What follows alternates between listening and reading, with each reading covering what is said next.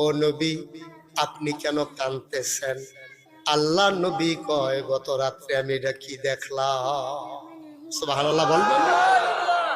আমি কি দেখলাম গত রাতে? আমি কি দেখলাম?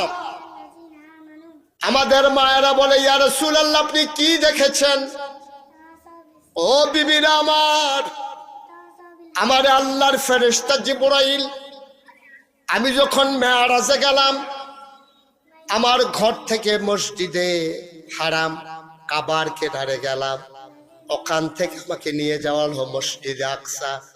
7 আসমান ভ্রমণ করে আমাকে সিদরাতুল মুনতাহা সীমান্ত বৃক্ষ, যেখানে শেষ ফেরেশতারা ঢুকতে পারেন না, ওই জায়গা পর্যন্ত নিয়ে আমাকে ছেড়ে দেওয়া হলো।